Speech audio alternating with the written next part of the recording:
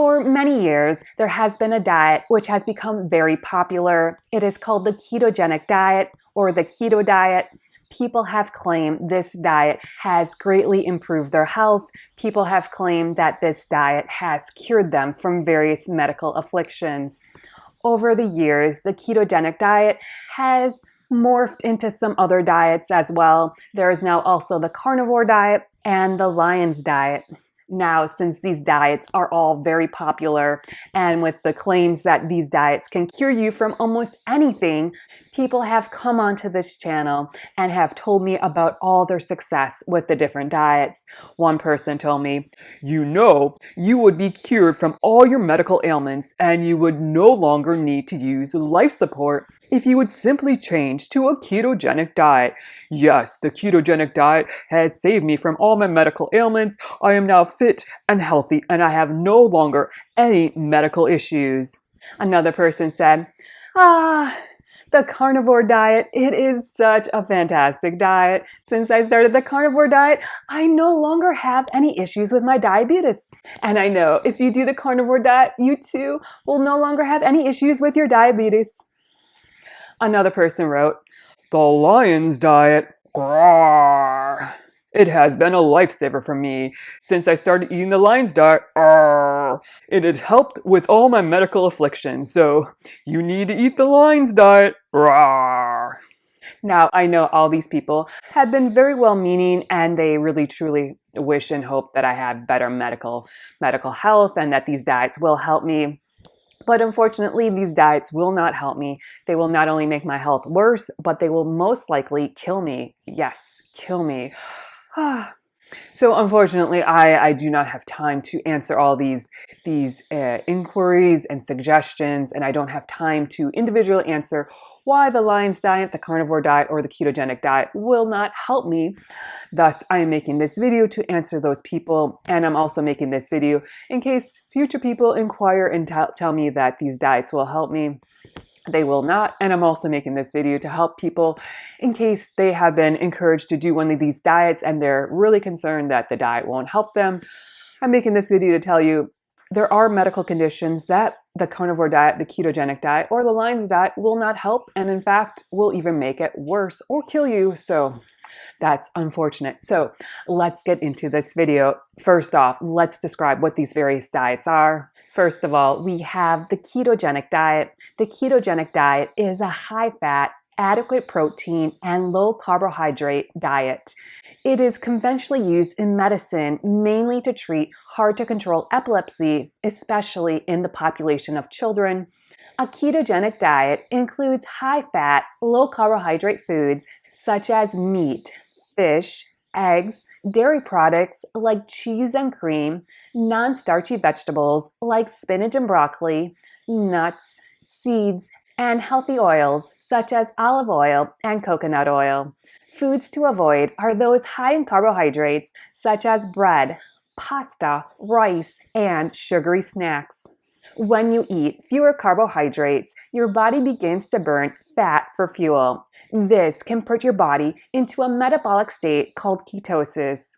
In this state, your liver turns fat into small energy molecules called ketones, which your brain and other organs can use for energy. The carnivore diet is a high-protein diet in which only animal products such as meat, eggs, and dairy are consumed. The lion diet is a highly restrictive form of the carnivore diet, which consists only of eating ruminant meat, salt, and water. Ruminant meat includes sheep, deer, and cattle. The ketogenic, carnivore, and lion diets can potentially worsen existing liver conditions as it involves a high-fat intake, which can lead to fat accumulation in the liver and increased liver inflammation. The ketogenic, carnivore, and lion diet increases the risk of developing pancreatitis, especially necrotizing pancreatitis. Necrotizing pancreatitis is a severe complication of acute pancreatitis.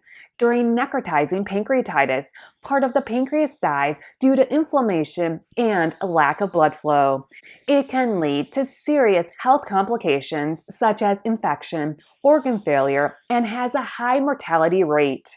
Now that we understand what these diets are, let's understand how food is digested in your body. First, food enters the GI tract. The pancreas senses food intake. It senses how much food is eaten, and specifically, it knows if the food is fat, protein, or carbohydrates. According to what is in the food, either fat, protein, or carbohydrates, your pancreas releases digestive enzymes to digest the food. The enzymes travel through the pancreas and exit out the pancreas through the pancreatic duct. The enzymes continue through the biliary tract and then are released into the small intestine when a sphincter called the sphincter of Oddi opens up. The enzymes then travel into the small intestine and mix with the food. The enzymes break down the food and allow the food to be digested. Some foods require more digestive enzymes than others. For example, fatty foods require a lot of digestive enzymes. Protein needs a high amount of digestive enzymes. Carbohydrate foods requires a medium amount of digestive enzymes, and foods such as low-sugar vegetables require low levels of digestive enzymes. When something goes wrong in the process of releasing the digestive enzymes into the GI tract, the enzymes may become trapped in the pancreas and start digesting the pancreas. This can lead to a condition called acute pancreatitis. Acute pancreatitis is a condition in which the pancreas becomes inflamed. The person experiences excruciating pain, nausea, and possible vomiting and diarrhea. In severe cases, acute pancreatitis can lead to organ failure and death. If acute pancreatitis happens over and over again, this can lead to scarring of the pancreas and the ducts. The scarred regions prevent the digestive enzymes from being released into the GI tract.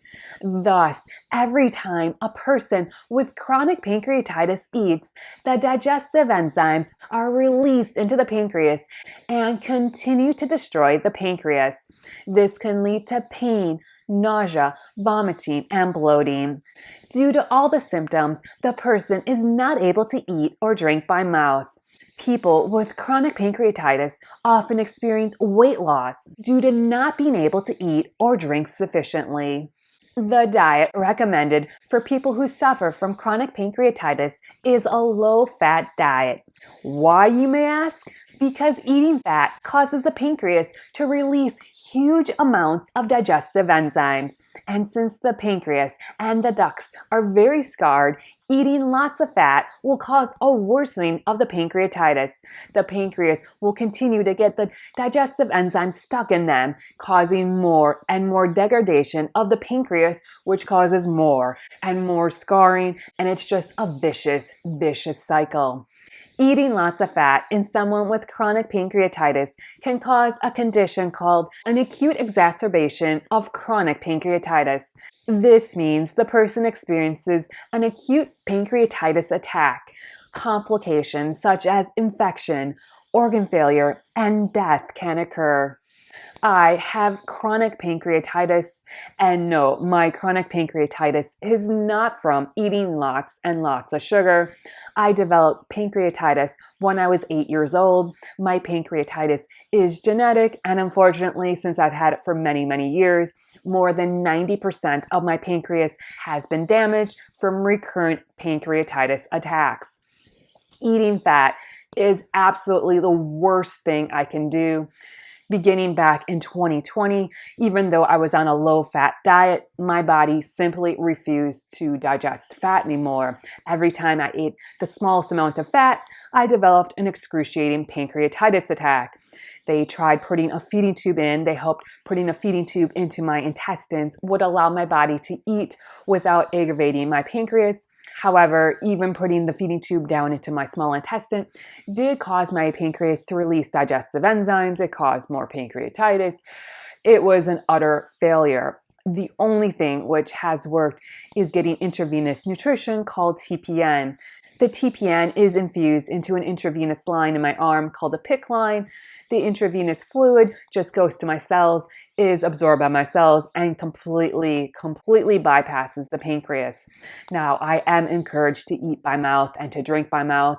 I do eat and drink as much as I can. However, I cannot eat fat. Oh my goodness, fat is unbelievably awful. Just the smallest amount of fat causes my pancreas to act up. I get severe pain, bloating, nausea. Also, eating protein is absolutely brutal. Even if I try to eat something such as very lean meat, such as chicken, that is usually an utter disaster. For this reason, the only things I've been able to eat are vegetables and a small amount of fruits. That's the only thing my body really tolerates, and eating that diet simply will not allow my body to get enough protein and fat. With this being said, I just eat as much as I can by mouth. I try to do fat, I try to do protein, but it usually is an awful failure. Whatever I cannot eat by mouth, I do the rest through the intravenous nutrition called TPN to get my nutrition. I know people are like, oh, well, if you just go to all fat. If I go to all fat, I will die because I cannot tolerate the pain and the bloating, the nausea, the vomiting, the diarrhea. I get super sick. I've had these attacks before in the past where I got so sick I couldn't eat for months. Nothing by mouth. I was so thin, and I nearly died a couple times from malnutrition. My body just completely shut down. For this reason, if I did the carnivore diet, the ketogenic diet, the lion diet, I would die because I cannot tolerate the high fat diet. And those diets basically are built upon eating lots and lots of fat. My body would just totally reject this. I would die from starvation. I would probably also die just from having pancreatitis attacks, my pancreas continuing to be inflamed, and I most likely would probably develop necrotizing pancreatitis. That's when your pancreas starts dying and you get really sick, and oftentimes can die from that. Unfortunately, these diets, the carnivore, the ketogenic, and the lion diet, has permeated into our chronic pancreatitis community. People are like, oh, well, my friend, he once had pancreatitis, and, now he's doing this carnivore diet and he doesn't have pancreatitis anymore. Yes, but he didn't have chronic pancreatitis. He maybe had pancreatitis one time for drinking too much alcohol, but now he doesn't drink alcohol because remember, he's on the lion's diet, and the lion diet, you can only drink water, so no alcohol. Now he doesn't have pancreatitis. But whatever the reason is, people in our chronic illness community have tried these diets. I know 5 people who have tried the diet, either the ketogenic diet, the carnivore diet. I don't know if anybody's tried the lion diet, so forgive me if I don't know about the lion diet on this one. But 5 people have tried these diets, all 5 developed necrotizing pancreatitis. All five died. That's right, they all died because they were not supposed to be eating this diet. Low fat diet for chronic pancreatitis. So that's number 1 reason I don't want to die. And I would most likely die if I did one of these diets. My pancreas cannot tolerate fat and protein. No. So if you want to see me get really sick, have me change my diet. I will indeed get very sick. That's the first thing. The second thing, these diets are very stressful on the liver. For many years, I've had liver disease. My liver was in such a mess. My liver enzymes were very high. My doctors were really concerned about this. They didn't know what was happening. I have a condition called non-alcoholic fatty liver disease. Now, many people erroneously believe, well, non-alcoholic fatty liver disease, that just means you're eating too much fat. Cut down on that fat, lose some weight. You will get rid of that non-alcoholic fatty liver disease. I wish it was that simple, but it is not. I have fatty liver disease, and they're not really sure why I have it. They believe it's from genetics. They believe it's from mitochondrial disease. This non-alcoholic fatty liver disease does run in my family. With that being said, they were like, oh, we don't have any solutions for you. So what did I do? I researched everything I could about the liver. I researched what was good for the liver, what was bad for the liver. What I discovered is animal products are very stressful on the liver. Plants are very good for the liver. Plants don't seem to stress out the liver that much. Plants have a lot of antioxidants. Plants have a lot of vitamins and nutrients. So I decided, hey, plants sound like a good idea. So I eliminated meat, animal products from my diet. I went to a plant-based diet. An incredible thing happened. 6 months after I was told, well, there's no hope, your liver is failing, there's nothing we can do for you. 6 months later, I went back, got blood work done, and they're like, we don't think these blood results are right because your liver is doing so much better. We just, let's redo this blood work. Now, after having years and years of terrible, awful, no good, very bad liver enzyme levels, they were very, very high, they did more blood work, and indeed my liver was in the process of recovering. So after switching to a plant-based diet, my liver was looking better and better. After a year, my liver enzymes returned to a completely normal baseline. This has been an incredible miracle, and my doctors have been very, very pleased. In addition to switching to a plant-based diet, I also am taking some liver support nutrients. I'm taking milk thistle, I'm taking dandelion root, artichoke. There's some various herbs I am taking to help with my liver, and this has been just really life-saving for me. My liver is now pretty good most of the time, except when I get sick. For example, when I had the fungal infection in my brain, my liver enzymes were terrible, awful, and very, very bad. But I had the infection in my brain. The fungus was releasing toxins into my liver. My liver was becoming very, very sick, overwhelmed with all the toxins. But thankfully, since I've gotten rid of that fungus and been taking additional herbs and everything for my liver, everything has returned back to normal for my liver, and praise be to God, my liver is looking great again. So animal products have not been kind to my liver, so I'm pretty sure if I go back to eating animal products, my liver will again not look very pretty, and again will have a lot of issues with it, with disease. People who have had liver disease have tried ketogenic diet, have tried carnivore diet, have tried lion diet, and a lot of people have had increased issues with liver disease. This pretty much happens in people with pre-existing liver issues. They try these diets and their liver issues do get worse. Some people have told me their liver issues have gotten better. Yay, hooray for you. But there's been a number of people I've talked to that have chronic liver issues and it has gotten worse. So again, these diets may not be the best thing for your liver, and for my liver, I can guarantee you my liver will significantly suffer from going on one of these diets.